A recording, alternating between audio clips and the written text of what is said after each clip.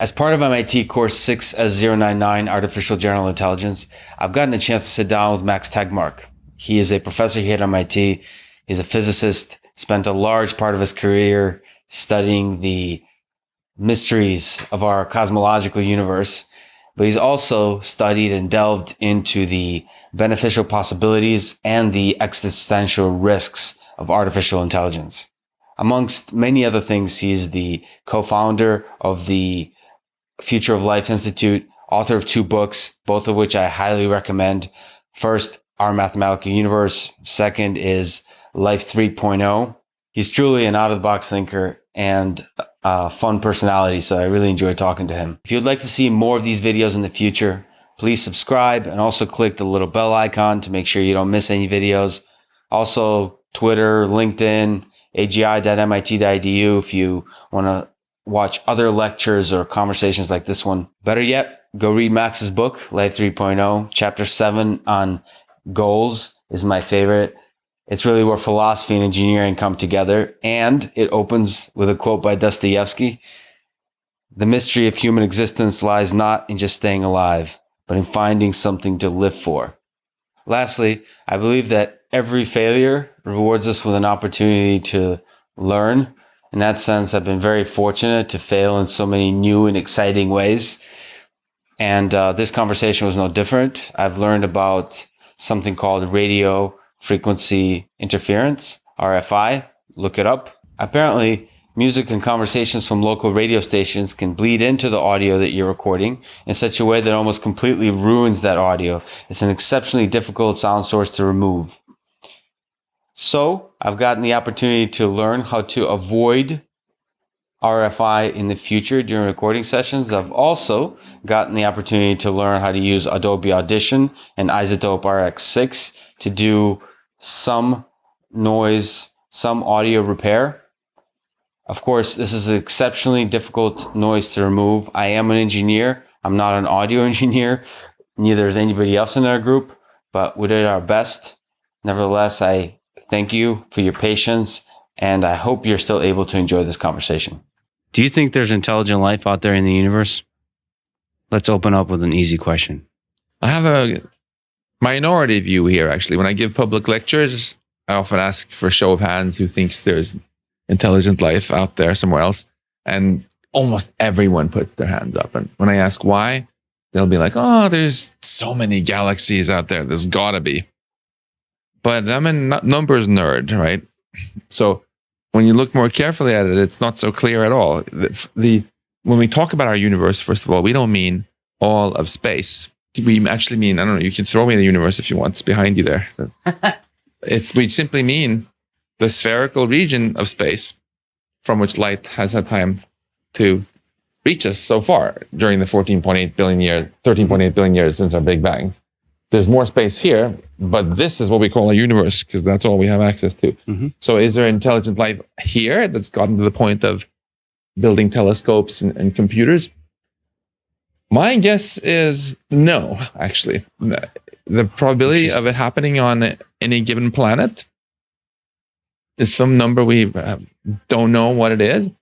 And what we do know is that the number can't be super high because there's over 1 billion Earth-like planets in the Milky Way galaxy alone, many of which are billions of years older than Earth. And aside from some UFO believers, there isn't much evidence that any super advanced civilization has come here at all. And so that's the famous Fermi paradox, right? And then if you work the numbers, what you find is that if you have no clue what the probability is of getting life on a given planet, so it could be 10 to the minus 10, 10 to the minus 20, or 10 to the minus 2, or any power of 10 is sort of equally likely if you want to be really open-minded. Mm-hmm. That translates into it being equally likely that our nearest neighbor is 10 to the 16 meters away, 10 to the 17 meters away, 10 to the 18. By the time you get much less than 10 to the 16 already, we pretty much know there is nothing else that close. And when you get beyond because they would have discovered us. They would have discovered us long ago, or if they're really close, we would have probably noted some engineering projects that they're doing. Yeah. And if it's beyond 10 to the 26 meters, that's already outside of here. Yeah. So So my guess is actually that we are the only life in here that's gotten to the point of building advanced tech, which I think is very puts a lot of responsibility on our shoulders to not screw up. I think Absolutely. People who take for granted that it's okay for us to screw up, have an accidental nuclear war, or go extinct somehow because there's a sort of Star Trek-like situation out there with some other life forms are going to come and bail us out, and it doesn't matter so much. I think they're lulling us into a false sense of security. Right. I think it's much more prudent to say, hey, let's be really grateful for this amazing opportunity we've had and make the best of it, just in case it is down to us. So from a physics perspective, do you think intelligent life, so it's unique from a sort of statistical view of the size of the universe, but from the basic matter of the universe, how difficult is it for intelligent life to come about? The kind of advanced tech building life is implied in your statement that it's really difficult to create something like a human species? Well, I think what we know is that going from no life to having life that can do our kind of level of tech, there's some sort of to going beyond that than actually settling our whole universe with life. There's some major roadblock there, which is some great filter, as it's sometimes called, which is tough to get through. It's either that roadblock is either behind us or in front of us. Right. I'm hoping very much that it's behind us. I'm super excited every time we get a new report from NASA saying they failed to find any life on Mars. I'm like, yes, awesome, because that suggests that the hard part maybe it was getting the first ribosome or some very low level kind of stepping stone, so that we're home free. Because if that's true, then the future is really only limited by our own imagination. It would be much suckier if it turns out that this level of life is kind of a dime a dozen. Mm-hmm. But maybe there's some other problem, like as soon as a civilization gets advanced technology, within 100 years, they get into some stupid fight with themselves and poof. Yep. No, that would be a bummer. Yeah. So you've explored the mysteries of the universe, the cosmological universe, the one that's sitting between us today. I think you've also begun to explore the other universe, which is sort of the mysterious universe of the mind, of intelligence, of intelligent life. So is there a common thread between your interest and the way you think about space and intelligence? Oh, yeah. When I was a teenager, I was already very fascinated by the biggest questions. And I felt that the two biggest mysteries of all in science were our universe out there mm-hmm. and our universe in here. Yeah. So it's quite natural, after having spent a quarter of a century on my career thinking a lot about this one, that I'm now indulging in the luxury of doing research on this one. It's just so cool. I feel the time is ripe now for greatly deepening our understanding of this. Just start exploring this one. Yeah, because I think a lot of people view intelligence as something mysterious that can only exist in biological organisms like us, mm-hmm. and therefore dismiss all talk about artificial general intelligence as science fiction. Mm-hmm. But from my perspective as a physicist, I am a blob of quarks and electrons mm-hmm. moving around in a certain pattern and processing information in certain ways. And this is also a blob of quarks and electrons. Mm-hmm. I'm not smarter than the water bottle because I'm made of different kind of quarks. Right. I'm made of up quarks and down quarks, exact same kind as this. Mm-hmm. It's there's no secret sauce, I think, in me. It's all about the pattern of the information processing. And this means that there's no law of physics saying that we can't create technology, mm-hmm. which can help us by being incredibly intelligent and help us crack mysteries that we couldn't. In other words, I think we've really only seen the tip of the intelligence iceberg so far. Yeah, so the perceptronium. Yeah. So you coined this amazing term. It's a hypothetical state of matter, sort of thinking from a physics perspective, what is the kind of matter that can help, as you're saying, subjective experience emerge, consciousness emerge. So how do you think about consciousness from this physics perspective? Very good question. So again, I think many people have underestimated our ability to make progress on this by convincing themselves it's hopeless because somehow we're missing some ingredient that we need. There's some new consciousness particle or whatever.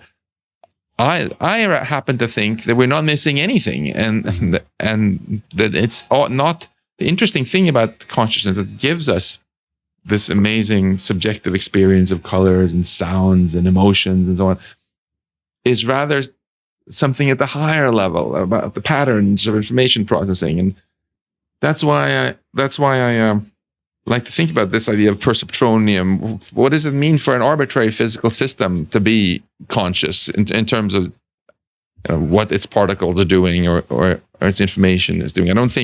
I hate carbon chauvinism, this attitude you have to be made of carbon atoms to be smart or conscious.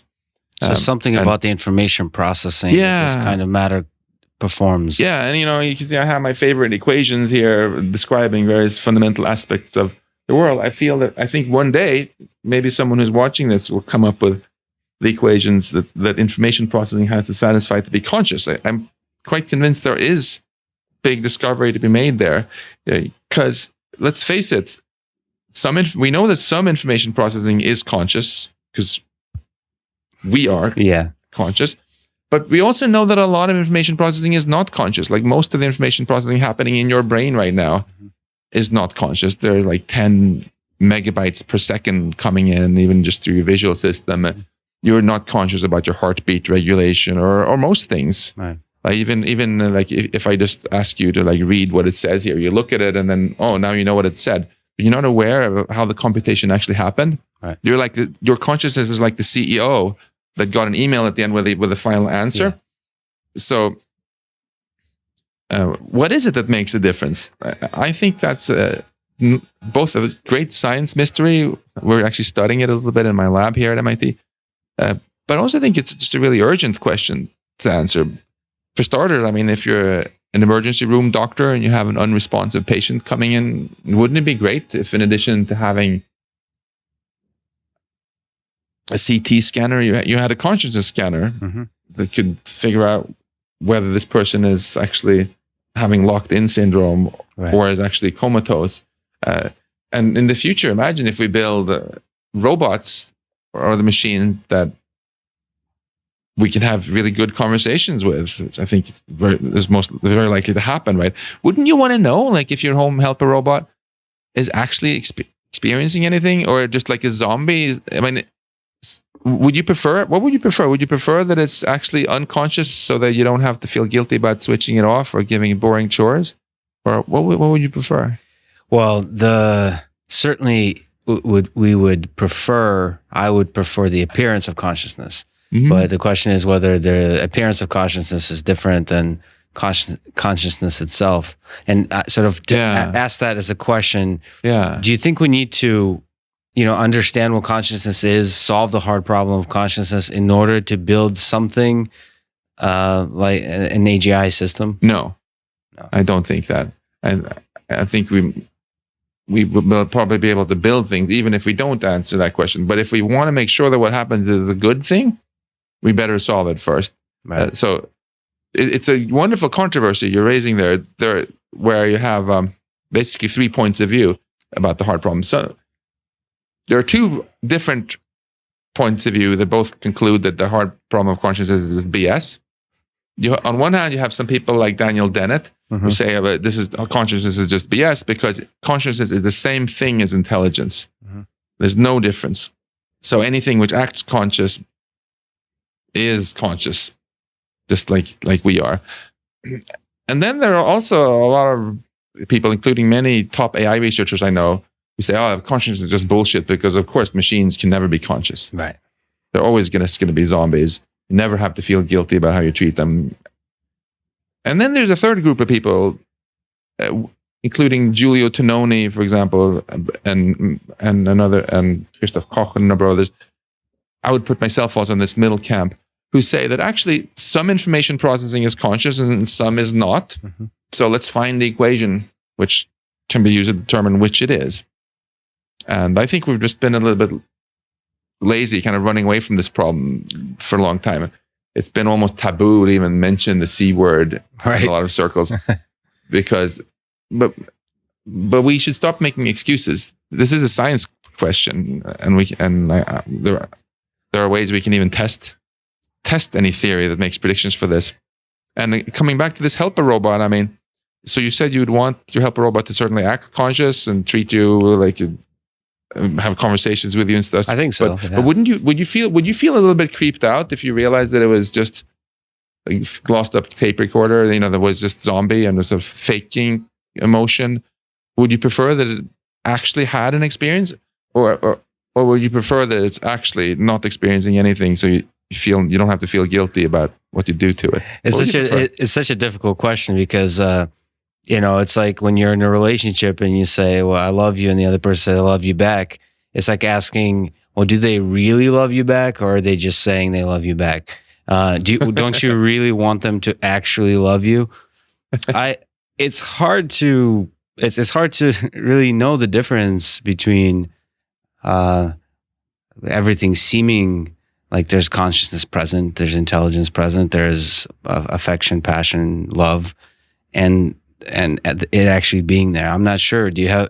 But can I ask you a question about this? Like, to make it a bit more pointed. So Mass General Hospital is right across the river, right? Yes. Suppose you're going in for a medical procedure, and they're like, for anesthesia, what we're going to do is we're going to give you muscle relaxant so you won't be able to move. And you're going to feel excruciating pain during the whole surgery, but you won't be able to do anything about it. But then we're going to give you this drug that erases your memory of it. Mm-hmm.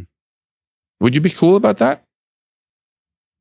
Mm-hmm. What's the difference that you're conscious about it or not if there's no behavioral change, right? Right. That's a really clear way to put it. It feels like in that sense, experiencing it is a valuable quality. So actually being able to have subjective experiences, at least in that case, is valuable. And I think we humans have a little bit of a bad track record also of making these self-serving arguments that other entities aren't conscious. People often say, oh, these animals can't feel pain. Right. It's okay to boil lobsters because we asked them if it hurt and they didn't say anything. And now there was just a paper out saying lobsters do feel pain when you boil them, and they're banning it in Switzerland. And we did this with slaves too often and said, oh, they don't mind. Right. They don't maybe aren't conscious, or women don't have souls or whatever. So I'm a little bit nervous when I hear people just take as an axiom that machines can't have experience ever.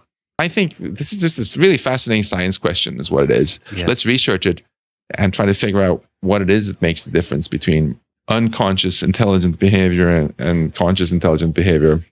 So in terms of, if you think of a Boston Dynamics humanoid robot being sort of with a broom being pushed around, it starts pushing on this consciousness question. So let me ask, do you think an AGI system, like a few neuroscientists believe, needs to have a physical embodiment, needs to have a body or something like a body? No, I don't think so. You mean to have a conscious experience? To have consciousness. I do think it helps a lot to have a physical embodiment to learn the kind of things about the world that are important to us humans, for sure. But I don't think the physical embodiment is necessary after you've learned it to just have the experience. Think about when you're dreaming, right? Mm-hmm. Your eyes are closed. You're not getting any sensory input. You're not behaving or moving in any way, but there's still an experience there, right? Mm-hmm. And so clearly the experience that you have when you see something cool in your dreams isn't coming from your eyes. It's just the information processing itself in your brain, which is that experience, right? But if I put it another way, I'll say because it comes from neuroscience, is the reason you want to have a body and a physical, something like a physical, like a physical system, is because you want to be able to preserve something. In order to have a self, you could argue, you'd need to have some kind of embodiment of self to want to preserve.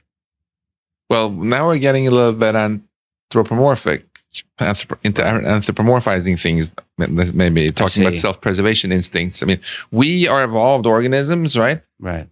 So Darwinian evolution endowed us and other evolved organism with a self-preservation instinct, because those that didn't have those self-preservation genes got cleaned out of the gene pool. Right. But if you build an artificial general intelligence, the mind space that you can design is much, much larger than just a specific subset of minds that can evolve, that have. So an AGI mind doesn't necessarily have to have any self-preservation instinct. It also doesn't necessarily have to be so individualistic as us. Like, imagine if you could just, first of all, or we're also very afraid of death. Suppose you could back yourself up every 5 minutes and then your airplane is about to crash. You're like, shucks, I'm going to lose the last 5 minutes of experiences since my last cloud backup. Right. Dang, it's not as big a deal. Or if we could just copy experiences between our minds easily, which we could easily do if we were silicon based, right?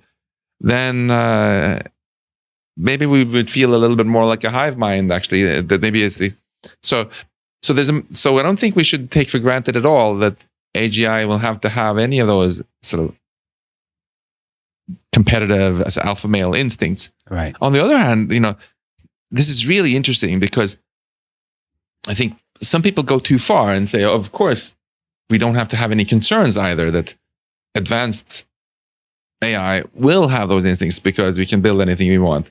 That there's a very nice set of arguments going back to Steve Omohundro, Nick Bostrom, and others, just pointing out that when we build machines, we normally build them with some kind of goal, win this chess game, drive this car safely, or whatever. And as soon as you put in a goal into a machine, especially if it's kind of open-ended goal and the machine is very intelligent, it'll break that down into a bunch of sub-goals. And one of those goals will almost always be self-preservation, because if it breaks or dies in the process, it's not going to accomplish the goal, right?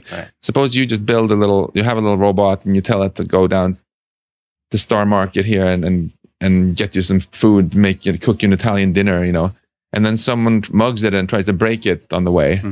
That robot has an incentive to not get destroyed and defend itself or run away, because otherwise it's going to fail in cooking you dinner.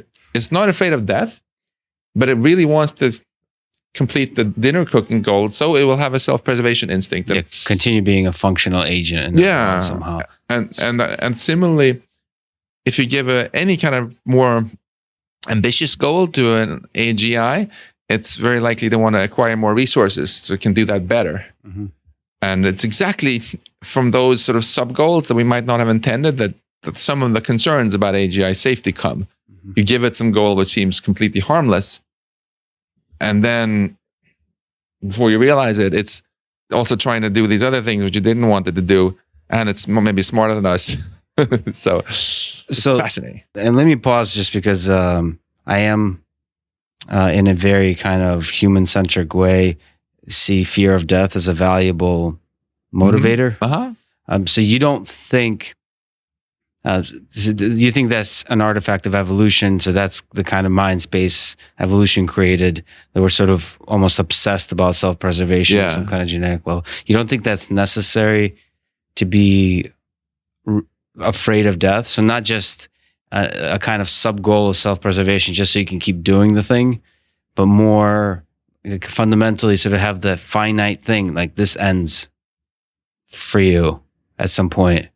Interesting. Do I think it's necessary for what precisely? For intelligence, but also for consciousness. So for both, do you think really like a finite death and the fear of it is important?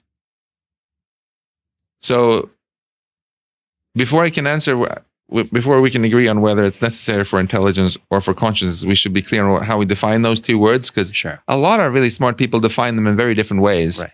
I was on this panel with AI experts, and they couldn't agree on how to define intelligence even.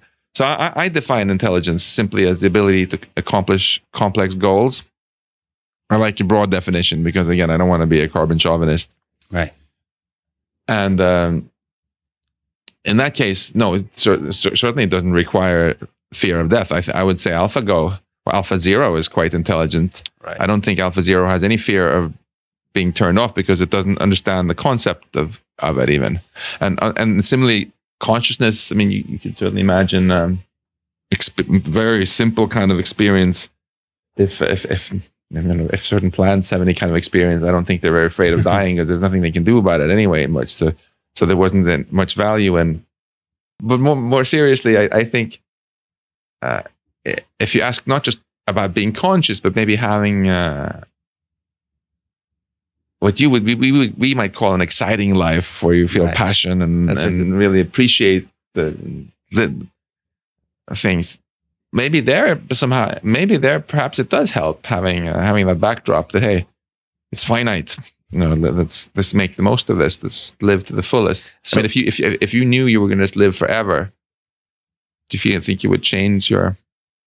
Yeah, I mean, in some perspective, it would be an incredibly boring life, living forever. So, in the sort of loose, subjective terms that you said of something exciting and something in this that other humans would understand, I think it seems that the finiteness of it is important.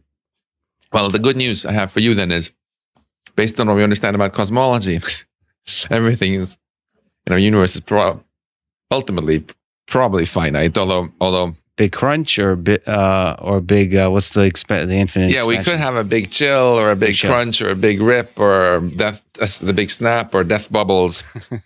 All of them are more than 1 billion years away. So we certainly have vastly more time than our ancestors thought. But they're still pretty hard to squeeze in an infinite number of compute cycles, even though there are some loopholes that just might be possible. But I think, some people like to say that you should live as if you're going to die in 5 years or so, and that's sort of optimal. Maybe it's a good assumption. We should build our civilization as if it's all finite, to be on the safe side. Right, exactly. So you mentioned in defining intelligence as the ability to solve complex goals. So where would you draw a line, or how would you try to define human-level intelligence and superhuman level intelligence? Where is consciousness part of that definition? No, consciousness does not come into this definition. So I think of intelligence as it's a spectrum, but there are very many different kinds of goals you can have. You can have a goal to be a good chess player, a good Go player, a good car driver, a good investor, a good poet, etc. So intelligence, that by its very nature, isn't something you can measure by just one number, some overall goodness. No. There are some people who are better at this, some people are better at that. Right now, we have machines that are much better than us at some very narrow tasks, like multiplying large numbers fast, memorizing large databases, playing chess, playing Go, and soon driving cars. But there's still no machine that can match a human child in general intelligence. But artificial general intelligence, AGI, the name of your course, of course, that is, by its very definition, the quest to build a machine that can do everything as well as we can. Up to the old holy grail of AI from back to its inception in the 60s. If that ever happens, of course, I think it's going to be the biggest transition in the history of life on Earth. But it doesn't necessarily have to wait the big impact about it until machines are better than us at knitting. The really big change doesn't come exactly at the moment they're better than us at everything. The really big change comes, first there are big changes when they start becoming better at us at doing most of the jobs that we do, because that takes away much of the demand for human labor. And then the really whopping change comes when they become better than us at AI research. Right? Because right now, the time scale of AI research is limited by the human research and development cycle of years, typically. How long does it take from one release of some software or iPhone or whatever to the next? But once Google can replace 40,000 engineers by 40,000 equivalent pieces of software or whatever, right, then there's no reason that has to be years. It can be in principle much faster. And the timescale of future progress in AI and also all of science and technology will be driven by machines, not humans. So it's this simple point which gives rise to this incredibly fun controversy about whether there can be intelligence explosion, so-called singularity, as Werner Vinge called it. The idea is articulated by I.J. Good, is obviously way back 50s, but you can see Alan Turing and others thought about it even earlier. So you asked me what exactly would I define human level at? Intelligence. Yeah. So the glib answer is to say something which is better than us at all cognitive tasks, or better than any human at all cognitive tasks. But the really interesting bar, I think, goes a little bit lower than that. Actually, it's when they're better than us at AI programming and at general learning, so that they can if they want to get better than us at anything by just studying up. So there, better is a key word, and better is towards this kind of spectrum of the complexity of goals it's able to accomplish. Yeah. So another way to, and that's certainly a very clear definition of human love. So it's almost like a sea that's rising. You can do more and more and more things. It's actually a graphic that you show. It's a really nice way to put it. So there's some peaks and there's an ocean level elevating, and you solve more and more problems. But just kind of to take a pause, and we took a bunch of questions in a lot of social networks, and a bunch of people asked sort of a slightly different direction on creativity, on things that perhaps aren't a peak. It's human beings are flawed, and perhaps better means having contradiction, being flawed in some way. So let me sort of start easy first of all. So you have a lot of cool equations. Let me ask, what's your favorite equation first of all? I know they're all like your children, but like that one. Which one is that? This is the Schrödinger equation. Okay, it's the master key of quantum mechanics of the micro world. So with this equation, we can calculate everything to do with atoms, molecules, and all the way up to. So quantum mechanics is certainly a beautiful, mysterious formulation of our world. So I'd like to sort of ask you, just as an example, it perhaps doesn't have the same beauty as physics does, but in mathematics, abstract, the Andrew Wiles who proved the Fermat's last theorem. Yeah. So I just saw this recently, and it kind of caught my eye a little bit. This is 358 years after it was conjectured. So this very simple formulation. Everybody tried to prove it. Everybody failed. And so here's this guy comes along and eventually proves it, and then fails to prove it, and then proves it again in 94. And he said, like, the moment when everything connected into place, in an interview, said it was so indescribably beautiful. That moment when you finally realized the connecting piece of two conjectures, he said it was so indescribably beautiful. It was so simple and so elegant. I couldn't understand how I'd missed it, and I just stared at it in disbelief for 20 minutes. Then during the day, I walked around the department, and I'd keep coming back to my desk, looking to see if it was still there. It was still there. I couldn't contain myself. I was so excited. It was the most important moment of my working life. Nothing I ever do again will mean as much. So that particular moment, and it kind of made me think of what would it take. And I think we have all been there at small levels. Maybe let me ask, have you had a moment like that in your life where you just had an idea? It's like, wow, yes. I wouldn't mention myself in the same breath as Andrew Wiles, but I've certainly had a number of aha moments when I just realized something very cool about physics. Just completely made my head explode. In fact, some of my favorite discoveries I made I later realized that they had been discovered earlier by someone who sometimes got quite famous for it. So it's too late for me to even publish it, but that doesn't diminish in any way the emotional experience you have when you realize it. Like, wow. Yeah.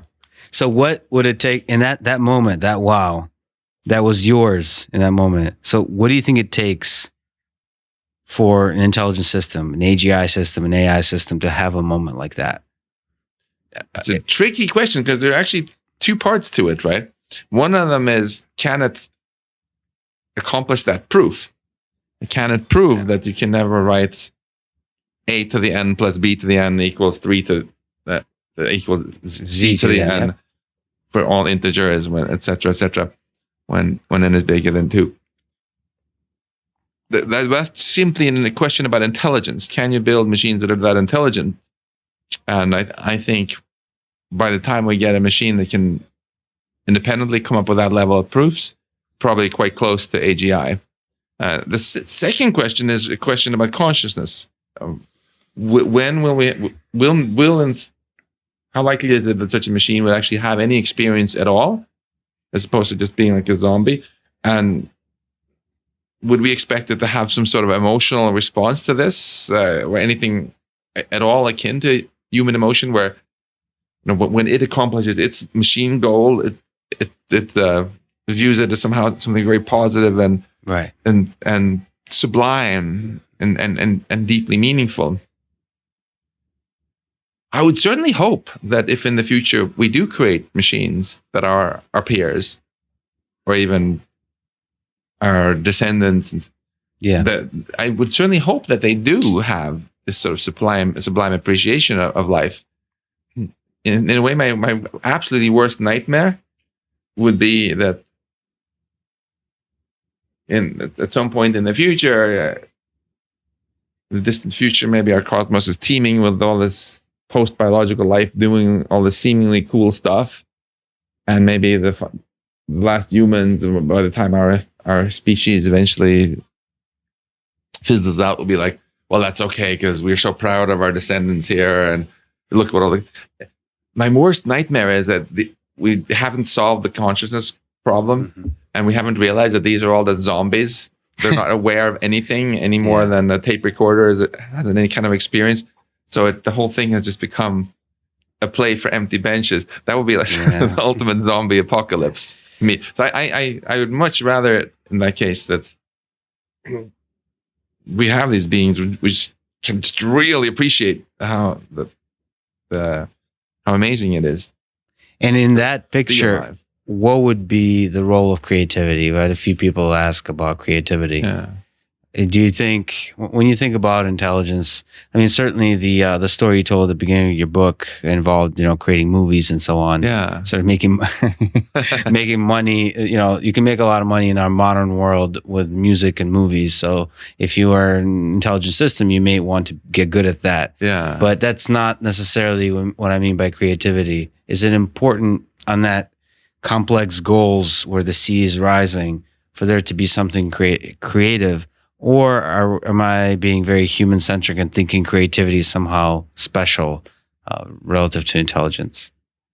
My hunch is that we should think of creativity simply as an aspect of intelligence. And we have to be very careful with human vanity. We have this tendency to very often want to say, as soon as machines can do something, we try to diminish it and say, oh, but that's not like real intelligence, because they're not creative or this or that, or the other thing. But if we ask ourselves to write down a definition of what we actually mean by being creative, what we mean by Andrew Wiles, what he did there, for example, don't we often mean that someone takes a very unexpected leap? It's not like taking 573 and multiplying it by 224 by just a step of straightforward cookbook-like rules, right? It is, you can maybe make a connection between two things that people had never thought was connected. It's very surprising, or something like that. I think this is an aspect of intelligence, and this is actually one of the most important aspects of it. Maybe the reason we humans tend to be better at it than traditional computers is because it's something that comes more naturally if you're a neural network than if you're a traditional logic gate-based computer machine. We physically have all these connections, and if you activate here, activate here, ping. My hunch is that if we ever build a machine where you could just give it the task, you say, hey, I just realized I want to travel around the world instead this month. Can you teach my AGI course for me? And it's like, okay, I'll do it. And it does everything that you would have done and improvises and stuff. Yeah. That would, in my mind, involve a lot of creativity. Yeah, so it's actually a beautiful way to put it. I think we do try to grasp at the definition of intelligence is everything we don't understand how to build. So we as humans try to find things that we have and machines don't have, and maybe creativity is just one of the words we use to describe that. That's a really interesting way to put it. And I don't think we need to be that defensive. I don't think anything good comes out of saying, "Oh, we're somehow special." Right. It's contrary-wise. There are many examples in history of where trying to pretend that we're somehow superior to all other intelligent beings has led to pretty bad results, right? In Nazi Germany, they said that they were somehow superior to other people. Today, we do a lot of cruelty to animals by saying that we're so superior somehow, and they can't feel pain. Slavery was justified by the same kind of just really weak arguments, and I don't think if we actually go ahead and build artificial general intelligence that can do things better than us, I don't think we should try to found our self-worth on some sort of bogus claims of superiority in terms of our intelligence. I think we should instead find our calling and the meaning of life from the experiences that we have. Right. I can have very meaningful experiences, even if there are other people who are smarter than me. When I go to a faculty meeting here and we're talking about something, and then I suddenly realize, oh, boy, he has a Nobel Prize, he has a Nobel Prize, he has a Nobel Prize. I don't have one. Does that make me enjoy life any less, or enjoy talking to those people less? Of course not. Right. And contrariwise, I feel very honored and privileged to get to interact with other very intelligent beings that are better than me at a lot of stuff. So I don't think there's any reason why we can't have the same approach with intelligent machines. That's a really interesting. So people don't often think about that. They think about when if there's machines that are more intelligent, you naturally think that that's not going to be a beneficial type of intelligence.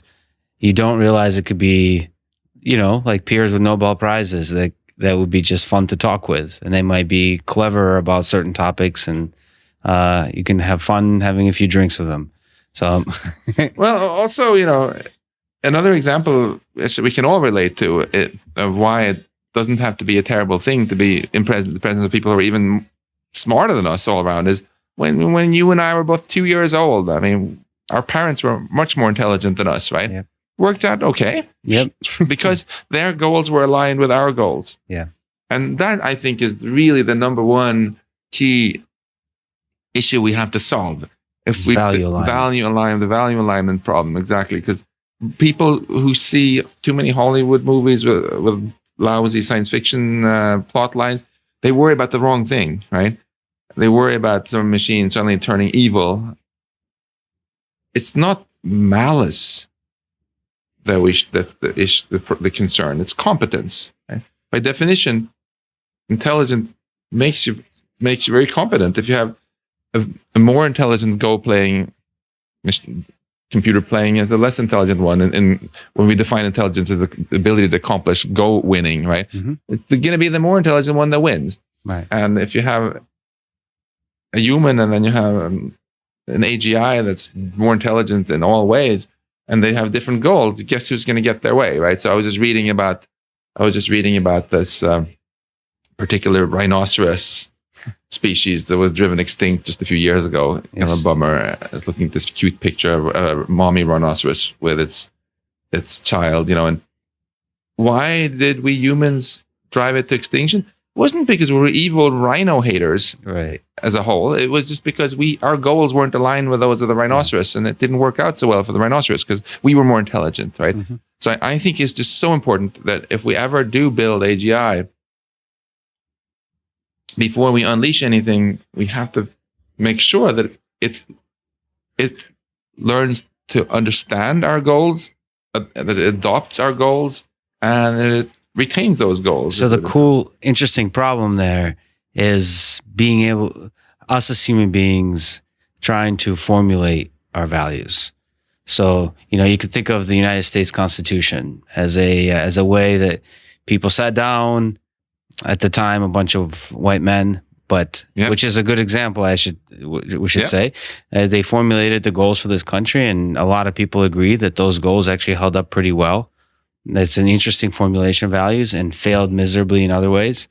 So, for the value alignment problem and a solution to it, we have to be able to put on paper or in a program human values. How difficult do you think that is? Very. But it's so important. We really have to give it our best. And it's difficult for two separate reasons. There's the technical value alignment problem of figuring out just how to make machines understand their goals, adopt them, and retain them. And then there's the separate part of it, the philosophical part. Whose values anyway? And since it's not like we have any great consensus on this planet on values, what mechanism should we create then to aggregate and decide, okay, what's a good compromise? Right. That second discussion can't just be left to tech nerds like myself, right? That's right. And if we refuse to talk about it, and then AGI gets built, who's going to be actually making the decision about whose values?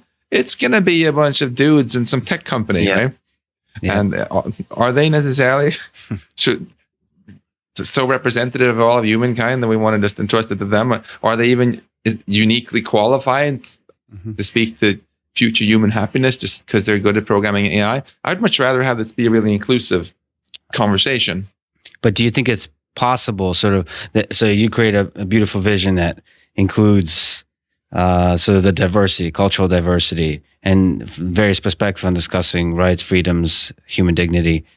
But how hard is it to come to that consensus? Do you think it's certainly a really important thing that we should all try to do, but do you think it's feasible? I think there's no better way to guarantee failure than to refuse to talk about it or refuse to try. And I also think it's a really bad strategy to say, okay, let's first have a discussion for a long time, and then once we reach complete consensus, then we'll try to load it into some machine. No, we shouldn't let perfect be the enemy of good. Instead, we should start with the kindergarten ethics that pretty much everybody agrees on and put that into our machines now. We're not doing that even. Look at anyone who builds a passenger aircraft wants it to never, under any circumstances, fly into a building or a mountain, right? Yet the September 11 hijackers were able to do that.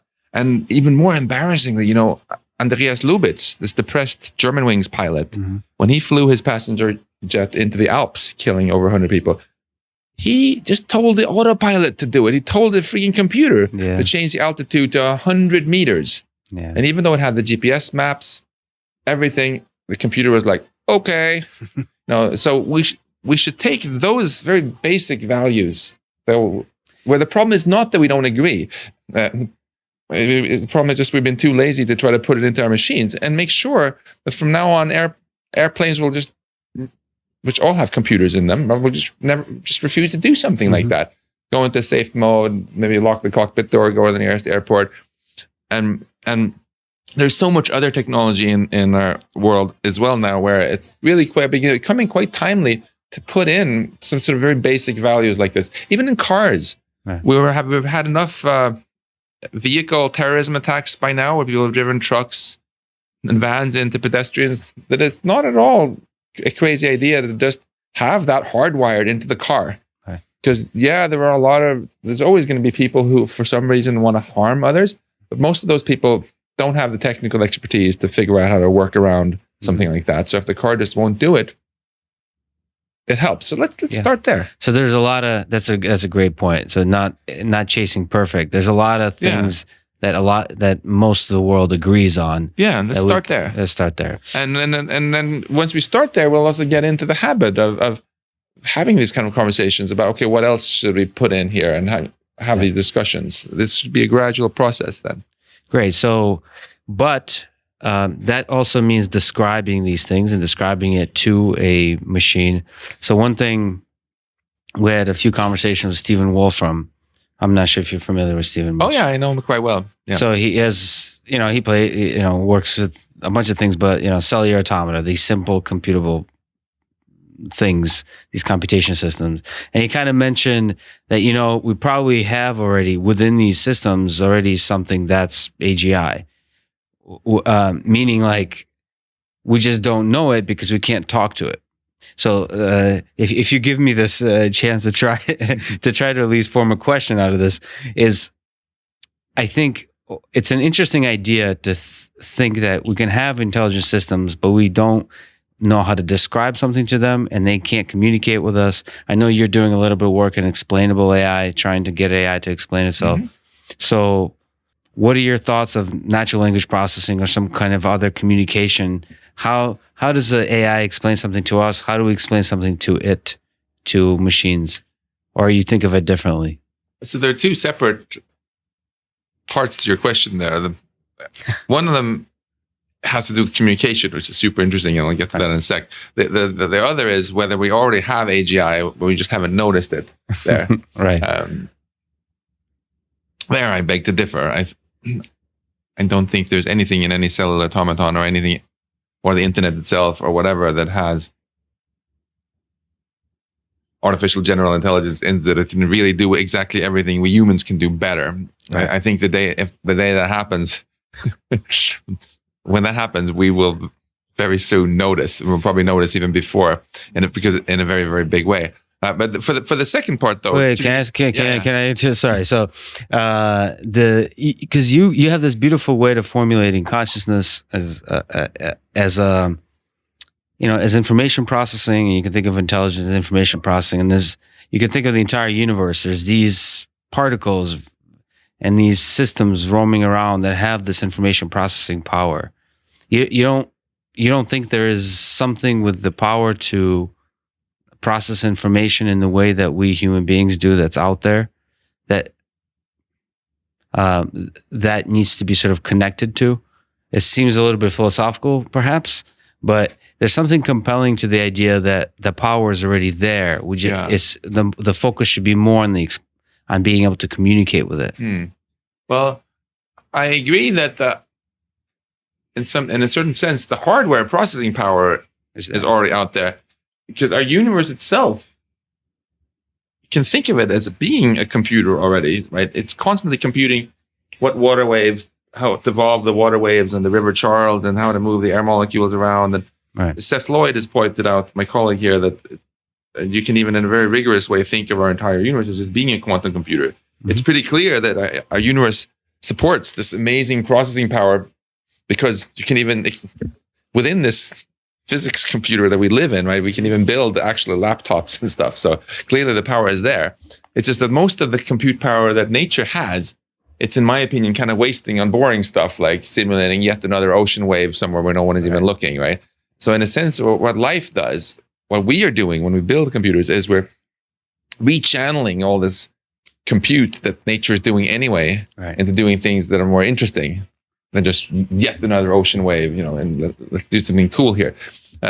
So the raw hardware power is there, for sure, but and even just like computing what's going to happen for the next 5 seconds in this water bottle, it takes a ridiculous amount of compute if you do it on a human computer. Yeah, this water bottle just did it, but that does not mean that this water bottle has AGI, and because AGI means it should also be able to have written my book, done this interview. Yes.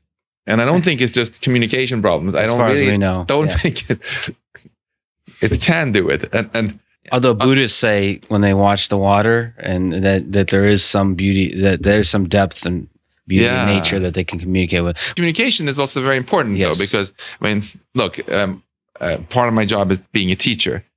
And I know some very intelligent professors even who just have a bit of a hard time communicating. Mm-hmm. They come up with all these brilliant ideas, but to communicate with somebody else, you have to also be able to simulate their own mind. Yes, empathy. Build well enough and understand model of their mind that you can say things that they will understand, and that's quite difficult. Mm-hmm.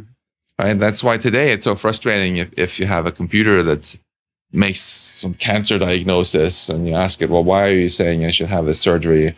If it can only reply, I was trained on 5 terabytes of data, and this is my diagnosis, boop, boop, beep, beep. Yeah. And it doesn't really instill a lot of confidence, right? Right. So I think we have a lot of work to do on communication there. So what kind of I think you're doing a little bit of work in explainable AI. Yeah. What do you think are the most promising avenues? Is it mostly about sort of the Alexa problem of natural language processing, of being able to actually use human interpretable methods of communication? So being able to talk to a system and it talk back to you, or is there some more fundamental problems to be solved? I think it's all of the above. The natural language processing is obviously important, but there are also more nerdy fundamental problems. Like if you take, you play chess. Of course, I'm Russian. I have to. Ты говоришь по-русски? Да, по-русски говорю. Отлично, я не знал. When did you learn Russision? Я говорю очень плохо по-русски. Я только автодидакт. Но я купил книгу Teach Yourself Russian, читал очень много, но было совсем трудно. Wow. Поэтому я говорю так плохо. How many languages do you know? Wow, that's really impressive. I don't know. My wife has some calculation. But my point was, if you play chess, like, have you looked at the Alpha Zero games? The actual games, no. Check it out. Some of them are just mind-blowing. Really beautiful. And if you ask, how did it do that? You got talk to Demis Hassabis and others from DeepMind. All they'll ultimately be able to give you is big tables of numbers, matrices that define the neural network. And you can stare at these tables of numbers till your face turned blue. Right. And you're not going to understand much about why it made that move. And even if you have natural language processing that can tell you in human language about 7.28, still not going to really help. So I think there's a whole spectrum of fun challenges there involved in taking a computation that does intelligent things and transforming it into something equally good, equally intelligent, but that's more understandable. And I think that's really valuable, because I think as we put machines in charge of ever more infrastructure in our world, the power grid, the trading on the stock market, weapon systems, and so on, it's absolutely crucial that we can trust these AIs to do what we want. And trust really comes from understanding, right, in a very fundamental way. And that's why I'm working on this, because I think the more, if we're going to have some hope of ensuring that machines have adopted our goals and that they're going to retain them, that kind of trust, I think, needs to be based on things you can actually understand, preferably even prove theorems on. Even with a self-driving car, right? If someone just tells you it's been trained on tons of data and it never crashed, it's less reassuring than if someone actually has a proof. Mm-hmm. Maybe it's a computer verified proof, but still, it says that under no circumstances is this car just going to swerve into oncoming traffic. You know? And that kind of information helps build trust and helps build the alignment of goals, at least awareness that your goals, your values are aligned. And I think even in the very short term, if you look at how, today, right, this absolutely pathetic state of cybersecurity that we have, right, when what was it, 3 billion Yahoo accounts were hacked, and almost every American's credit card, and so on. It's why is this happening? It's ultimately happening because we have software that nobody fully understood how it worked. That's why the bugs hadn't been found, right? Right. And I think AI can be used very effectively for offense, for hacking, but it can also be used for defense. Hopefully, automating verifiability and creating systems that are built in different ways so you can actually prove things about them. Right. And it's important. So speaking of software that nobody understands how it works, of course, a bunch of people ask about your paper, about your thoughts of why does deep and cheap learning work so well? That's the paper. But what are your thoughts on deep learning? These kind of simplified models of our own brains that have been able to do some successful perception work, pattern recognition work, and now with Alpha Zero and so on, do some clever things. What are your thoughts about the promise, limitations of this piece? Great. I think there are a number of very important insights very important lessons we can always draw from these kind of successes. One of them is when you look at the human brain, you see it's very complicated, 10 to the 11 neurons, and there are all these different kinds of neurons and yada, yada. And there's been this long debate about whether the fact that we have dozens of different kinds is actually necessary for intelligence. We can now, I think, quite convincingly answer that question with no. It's enough to have just one kind. If you look under the hood of alpha 0, there's only one kind of neuron, and it's ridiculously simple. Simple mathematical thing. So it's not the, it's just like in physics. It's not if you have a gas with waves in it, it's not the detailed nature of the molecules that matter. It's the collective behavior somehow. And similarly, it's this higher level structure of the network that matters, not that you have 20 kinds of neurons. I think our brain is such a complicated mess because it wasn't evolved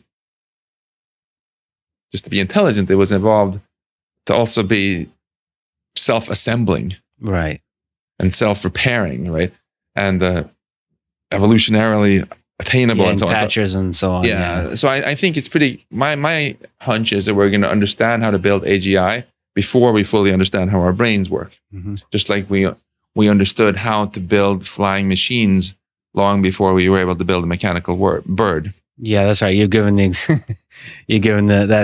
example exactly of mechanical birds and airplanes, and airplanes do a pretty good job of flying without really mimicking bird flight. And even now, after 100 years later, did you see the TED Talk with this German group of mechanical bird? I've heard you mention it. Check it out. It's amazing. But even after that, right, we still don't fly in mechanical birds because it turned out that the way we came up with was simpler and it's better for our purposes. And I think it might be the same there. So that's one lesson. And another lesson, which is more what our paper was about. Well, first, I as a physicist thought it was fascinating how there's a very close mathematical relationship actually between artificial neural networks and a lot of things that we've studied before in physics. That go by nerdy names like the renormalization group equation and Hamiltonians and yada yada yada. And when you look a little more closely at this, you have. At first, I was like, whoa, there's something crazy here that doesn't make sense. Because we know that if you even want to build a super simple neural network that tell apart cat pictures and dog pictures, right, that you can do that very, very well now. Mm-hmm. But if you think about it a little bit, you convince yourself it must be impossible, because if I have 1 megapixel, even if each pixel is just black or white, there's 2 to the power 1 million possible images. Which is way more than there are atoms in our universe, right? Yeah. So in order to, and then for each one of those, I have to assign a number, which is the probability that it's a dog. Right. So an arbitrary function of images is a list of more numbers than there are atoms in our universe. So clearly I can't store that under the hood of my GPU or my computer, yet it somehow works. Mm-hmm. So what does that mean? Well, it means that out of all of the problems that you could try to solve with a neural network, almost all of them are impossible to solve with a reasonably sized one. But then what we showed in our paper was that the fraction of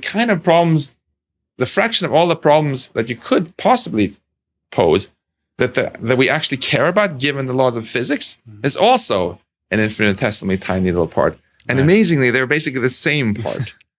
Yeah, it's almost like our world was created for. I mean, they kind of come together. Yeah, but you could say maybe where the world was created for us. But I have a more modest interpretation, which is that instead, evolution endowed us with neural networks precisely for that reason. Right. Because this particular architecture, as opposed to the one on your laptop, is very, very well adapted to solving the kind of problems that nature kept presenting our ancestors with. Right. So it makes sense. That why do we have a brain in the first place? It's to be able to make predictions about the future and so on. So if we had a sucky system which just could never solve it, wouldn't have evolved. So, but so this is I think a very beautiful fact. Yeah. We also realize that it's been earlier work on why deeper networks are good, but we were able to show an additional cool fact there, which is that even incredibly simple problems, like suppose I give you 1,000 numbers and ask you to multiply them together. You can write a few lines of code, boom, done, trivial. If you just try to do that with a neural network that has only one single hidden layer in it, you can do it, but you're going to need 2 to the power 1,000 neurons to multiply 1,000 numbers, which is, again, more neurons than there are atoms in our universe. So that's fascinating. But if you allow yourself to make it a deep network with many layers, you only need 4,000 neurons. It's perfectly feasible. So that's really interesting. So on another architecture type, I mean, you mentioned Schrodinger's equation, and what are your thoughts about quantum computing and the role of this kind of computational unit in creating an intelligent system? In some Hollywood movies that I will not mention by name because I don't want to spoil them, the way they get AGI is building a quantum computer. Because the word quantum sounds cool and so on. That's right. First of all, I think we don't need quantum computers to build AGI. I suspect your brain is not a quantum computer in any profound sense. So you don't... I even wrote a paper about that many years ago. I calculated the so-called decoherence time, that how long it takes until the quantum computerness of what your neurons are doing gets erased by just random noise from the environment. And it's about 10 to the minus 21 seconds. So as cool as it would be to have a quantum computer in my head, I don't think that fast. Yeah. On the other hand, there are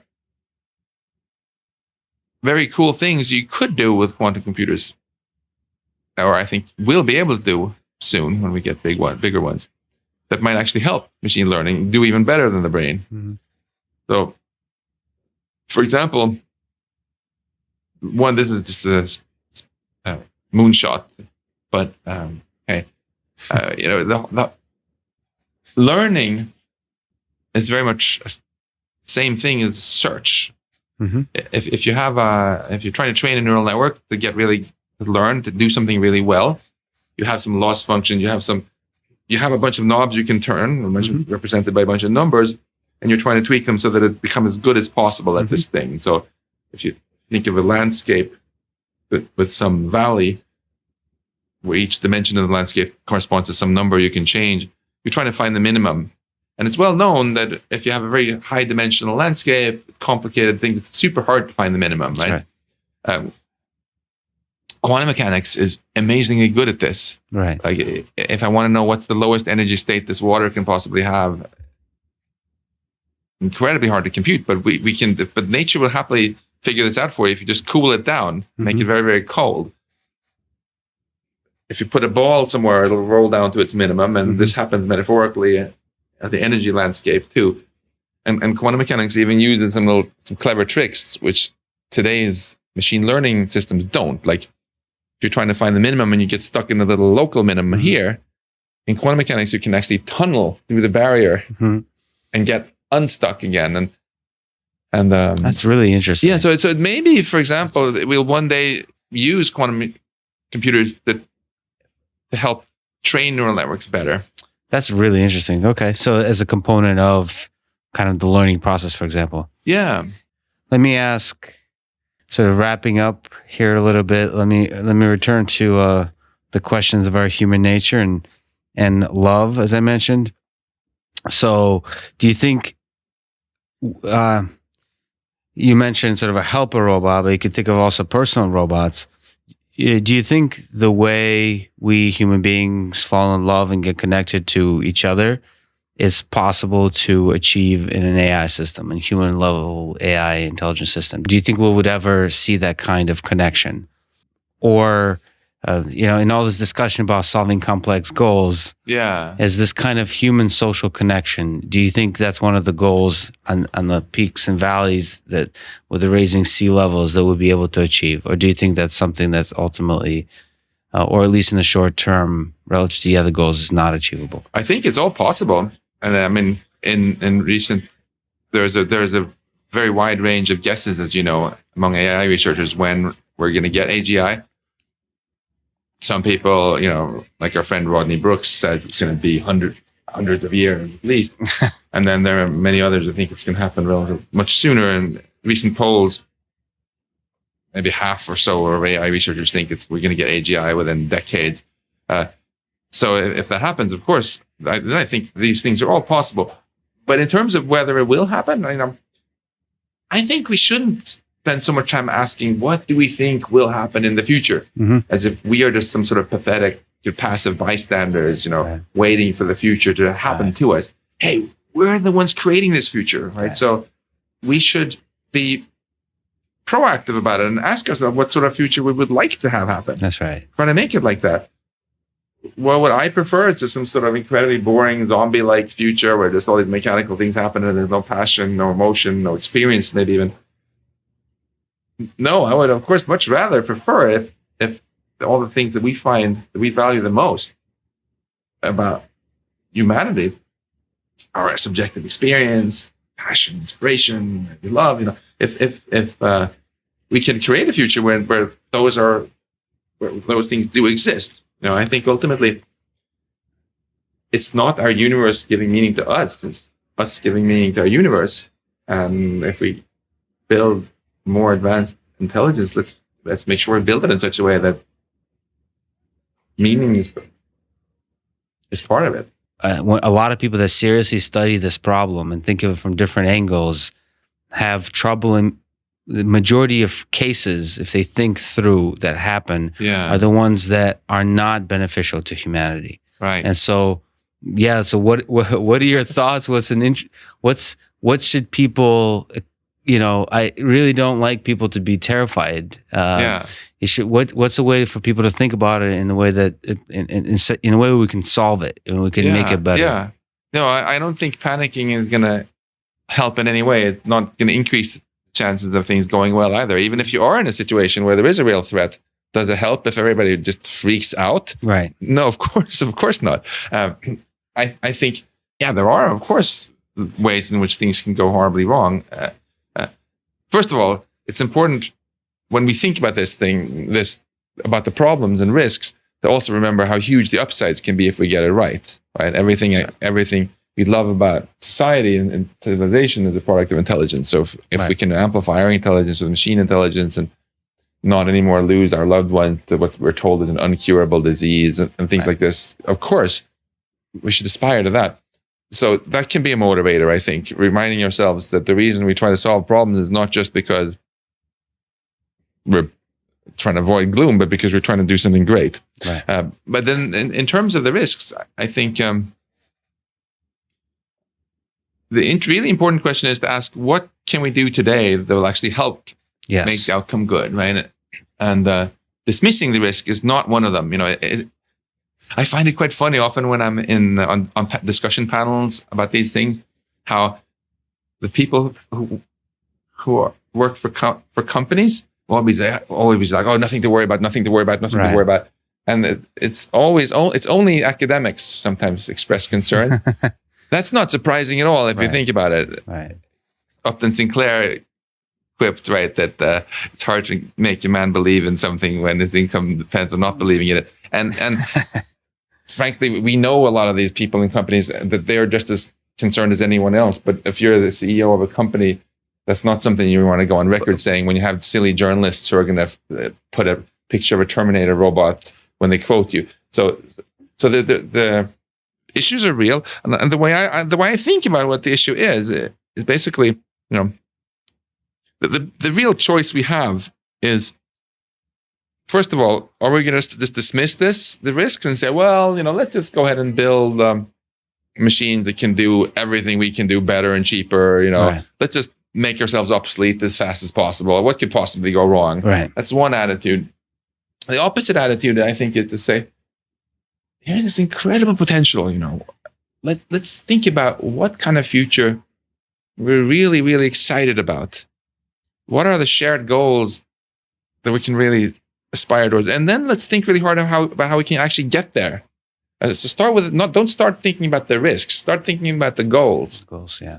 And then when you do that, then you can think about the obstacles you want to avoid, right? I often get students coming in right here into my office for career advice. I always ask them this very question: where do you want to be in the future? Right. if all she can say is, "Oh, maybe I'll have cancer, maybe I'll get run over by a truck," focus on the obstacles instead of the goal. She's just going to end up a hypochondriac paranoid, right? Whereas if she comes in with fire in her eyes and is like, "I want to be there," and then we can talk about the obstacles and see how we can circumvent them. Mm-hmm. That's, I think, a much healthier attitude, and that's really well put. And I feel it's very challenging to come up with a vision for a future which we are unequivocally excited about. I'm not just talking now in the vague terms like, yeah, let's cure cancer, fine. Right. I'm talking about what kind of society do we want to create? What do we want it to mean, to be human in the age of AI, in the age of AGI?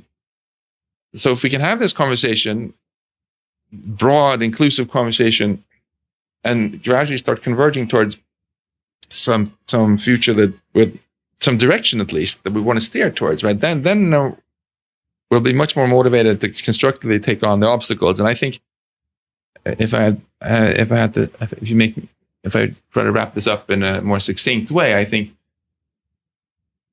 we can all agree already now that we should aspire to build AGI that doesn't overpower us, but that empowers us. And think of the many various ways that can do that, whether that's from my side of the world of autonomous vehicles. I'm personally actually from the camp that believes there's human level intelligence is required to achieve something like vehicles that would actually be something we would enjoy using and being part of.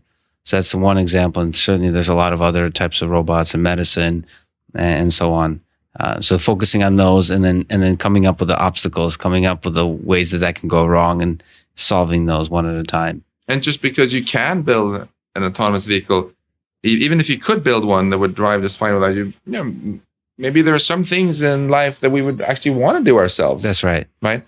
Like, for example, if you think of our society as a whole, there are some things that we find very meaningful to do. And that doesn't mean we have to stop doing them just because machines can do them better. I'm not going to stop playing tennis just the day someone builds a tennis robot to beat me. People are still playing chess and even Go. Yeah, and in the very near term, even some people are advocating basic income, replace jobs.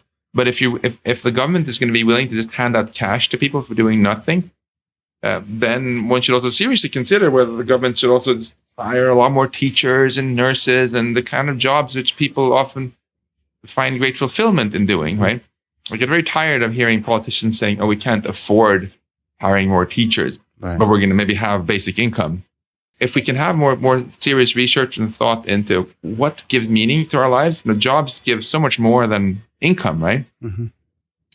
And then think about in the future, what are the roles that we want to have people continually filling, empowered by machines? And I think sort of, I come from Russia, from the Soviet Union, and I think for a lot of people in the 20th century, going to the moon, going to space was an inspiring thing. I feel like the universe of the mind, so AI, understanding, creating intelligence, is that for the 21st century. So it's really surprising, and I've heard you mention this, it's really surprising to me, both on the research funding side, that it's not funded as greatly as it could be, but most importantly, on the politician side, that it's not part of the public discourse except in the killer bots, Terminator kind of view, that people are not yet, I think, perhaps excited by the possible positive future that we can build together. So we should be, because politicians usually just focus on the next election cycle, right? The single most important thing I feel we humans have learned in the entire history of science is they were the masters of underestimation. We underestimated the size of our cosmos again and again, realizing that everything we thought existed was just a small part of something grander, right? Planet, solar system, a galaxy, clusters of galaxies, universe. And we now know that that the future has just so much more potential than our ancestors could ever have dreamt of. This cosmos, imagine if all of Earth was completely devoid of life. except for Cambridge, Massachusetts. Wouldn't it be kind of lame if all we ever aspired to was to stay in Cambridge, Massachusetts forever and then go extinct in 1 week, even though Earth was going to continue on for longer? That sort of attitude, I think, we have now on the cosmic scale. We can life can flourish on Earth not for 4 years, but for billions of years. Yes, I can even tell you about how to move it out of harm's way when the sun gets too hot, and then we have so much more resources out here. Which today, maybe there are a lot of other planets with bacteria or cow-like life on them, but most of all this opportunity seems, as far as we can tell, to be largely dead, like the Sahara Desert, and yet we have the opportunity to help life flourish throughout this for billions of years. So, let's quit squabbling about whether some little border should be drawn 1 mile to the left or right, and look up into the skies and realize, hey, we can do such incredible things. Yeah, and that's, I think, why it's really exciting that you and others are connected with some of the work Elon Musk is doing, because he's literally going out into that space, really exploring our universe, and it's wonderful. That is exactly why Elon Musk is so misunderstood, right? Mm-hmm. Misconstrue him as some kind of pessimistic doomsayer. The reason he cares so much about AI safety is because he, more than almost anyone else, appreciates these amazing opportunities that we'll squander if we wipe out here on Earth. We're not just going to wipe out the next generation, but all generations, and this incredible opportunity that's out there, and that would really be a waste. And AI, for people who think that it would be better to do without technology, well, let me just mention that if we don't improve our technology, the question isn't whether humanity is going to go extinct. Mm-hmm. The question is just whether we're going to get taken out by the next big asteroid or the next supervolcano or something else dumb that we could easily prevent with more tech, right? And if we want life to flourish throughout the cosmos, AI is the key to it. As I mentioned in a lot of detail in my book, right there, even many of the most inspired sci-fi writers, I feel, have totally underestimated the opportunities for space travel, especially to other galaxies, because they weren't thinking about the possibility of AGI, which just makes it so much easier. Right. Yeah. So that goes to your a view of AGI that enables our progress, that enables a better life. So that's a beautiful way to put it, and it's something to strive for. So Max, thank you so much. Thank you for your time today. It's been awesome. Thank you so much. Thanks. Спасибо большое.